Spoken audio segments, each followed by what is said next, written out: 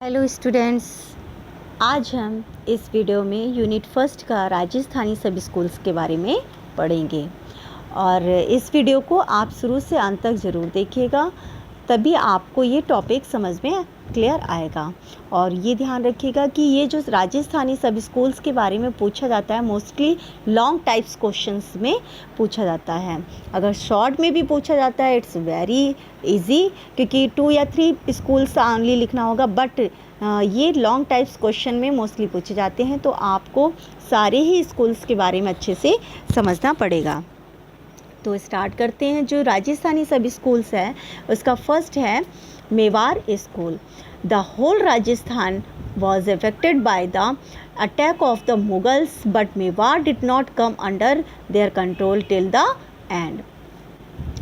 पूरा राजस्थान जो है, जब मुग़लों का आक्रमण हुआ था, अटैक हुआ था, तो उनका इफ़ेक्ट राजस्थान क्षेत्र पे, राजस्थानी पेंटिंग पर पड़ा था। But Mewar did not come under their control till the end. But Mewar जो था वो शुरू से लेके अंत तक उस पर मुग़ल्स का कोई भी इफ़ेक्ट नहीं पड़ पाया था। This was the reason that Rajasthani school flourished in its purest form in Mewar and later on Jaipur, Jodhpur, Ajmer, Kota, Bundi, Kishangarh, Bikaner, other places of Rajasthan.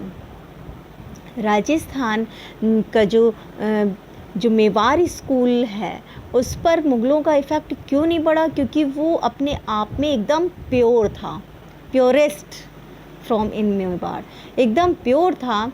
और अदर जो schools थे, जयपुर, जोधपुर, अजमेर, कोटा, किशनगढ़, बीकानेर, जो ये सारे क्षेत्र थे, इन पर इसका इफ़ेक्ट पड़ गया था मुग़लों का।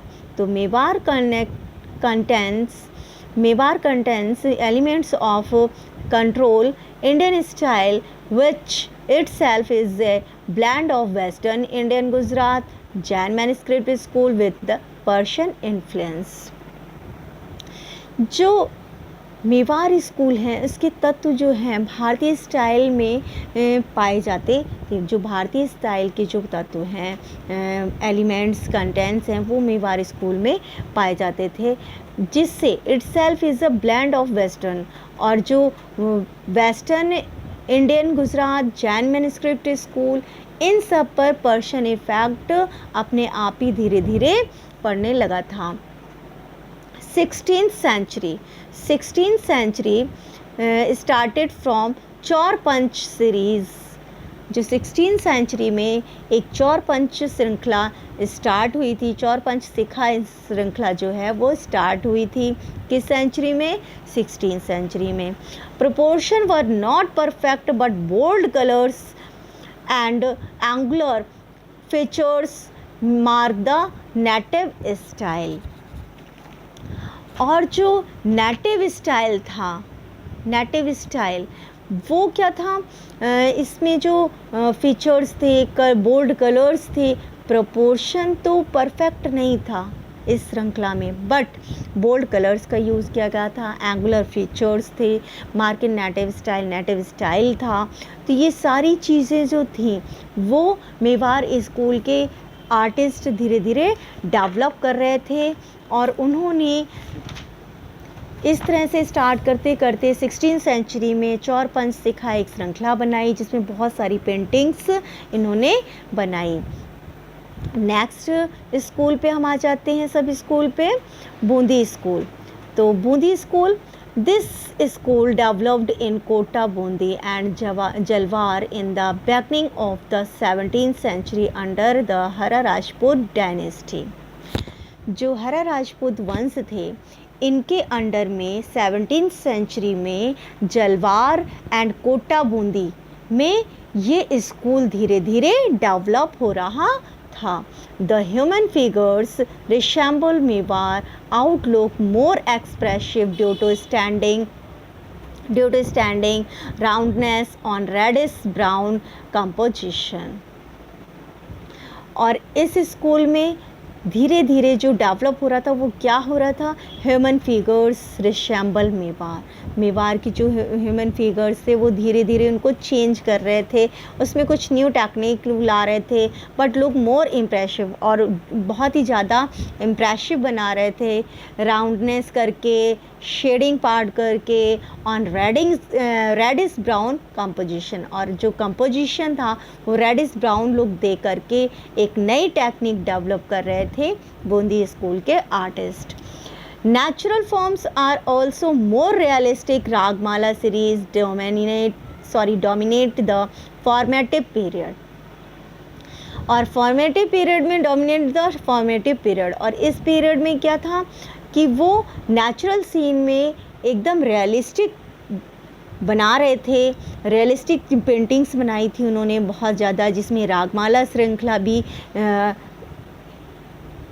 श्रृंखला जो है उससे रिलेटेड जितनी पेंटिंग्स हैं सीरीज़ में वो सारी एकदम नेचुरल सीन जो भी हैं पूरे रियलिस्टिक तरीके से वो डेवलप कर रहे थे, बना रहे थे। During further growth in style, face got refined and flesh become pinkish, water got stylised in white wavy lines and colours got richer.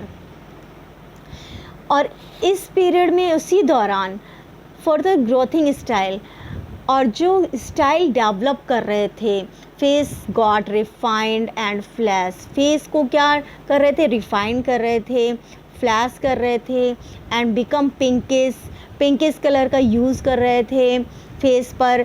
Water got stylised in white wavy lines, और water में वो कैसे water develop कर रहे थे, कैसा बना रहे थे, वाटर में मोस्टली हम लोग simple blue sky colour, light sky colour कर देते हैं, बट उन्होंने वाटर में ब्लू में वाइट कलर की वेवी लाइंस का यूज़ किया है, एंड कलर गॉट रिचर, और कलर भी उन्होंने बहुत ही ब्राइट कलर्स डेवलप किए, रॉयल कलर्स से उन्होंने यूज़ किया है। तो ये सारी चीज़ें वो बूंदी स्कूल्स के आर्टिस्ट धीरे धीरे डेवलप कर रहे थे।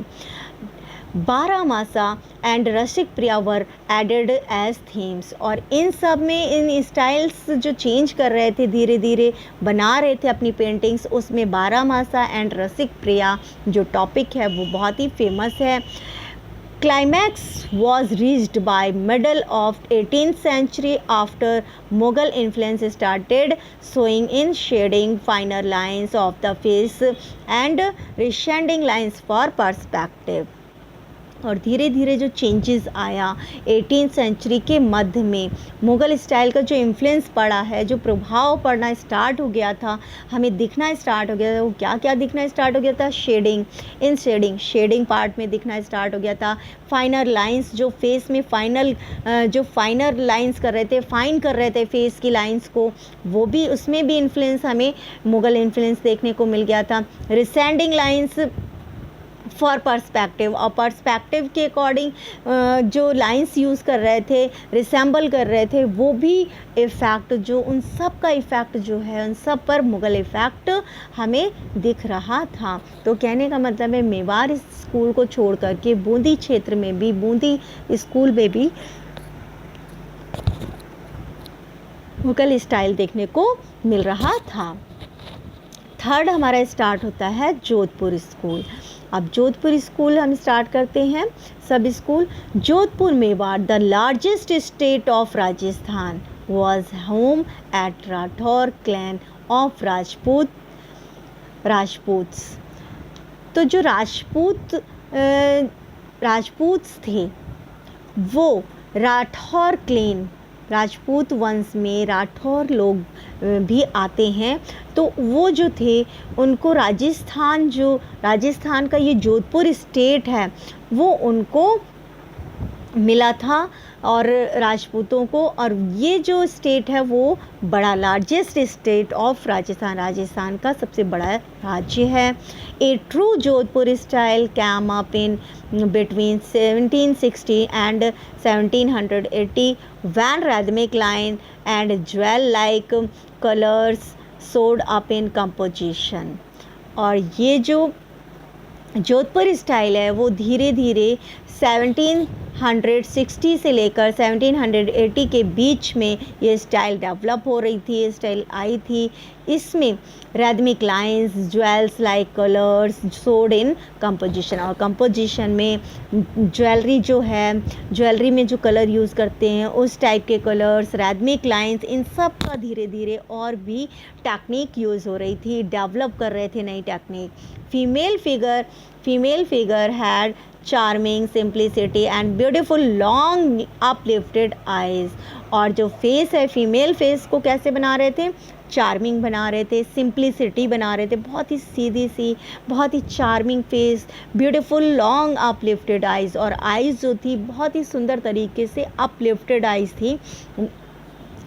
तो वो बहुत ही सुंदर तरीके से वो धीरे धीरे फेस में और फाइंड कर रहे थे फेस की लाइंस को, उनकी टेक्निक्स को। The peak of maturity was achievement during the early 19th century under Man Singh. तो जो ये पीक टाइम था, ये जो डेवलप हो रहा था, इसका पीक टाइम था, और ये peak time early 19th century के स्टार्टिंग में ये सब चीज़ें अचीव हो रही थी, वो लोग डेवलप कर रहे थे अंडर मान सिंह। किसके अंडर में? मान सिंह के अंडर में। एंड ए ग्रेट पैटर्न और and a poet himself illustration based on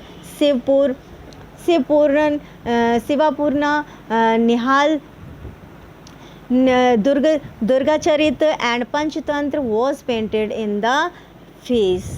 और जो मान सिंह थे वो एक बहुत ही फेमस पोएट थे, बहुत ही अच्छे राइटर थे, बहुत ही अच्छे पेंटर थे, पेंट भी बहुत अच्छा करते थे। तो उन्होंने अपने आप में एक इलस्ट्रेशन किया है, सचित्र चित्र भी बनाया है, जो कि बेस्ड है शिवपूर्णा से, दुर्गाचरित से, पंचतंत्र से लेकर के जो टॉपिक लिया है, इन सब से उन्होंने टॉपिक लेकर के बहुत ही सुंदर चित्र बनाए हैं। तो आज हम इस वीडियो में ओनली 3 सब स्कूल्स के बारे में ही पढ़ेंगे, और आप लोगों को ये वीडियो अच्छे से समझ में आ गई होगी। तो प्लीज़ इसे लाइक, शेयर एंड सब्सक्राइब करना मत भूलिएगा। ओके।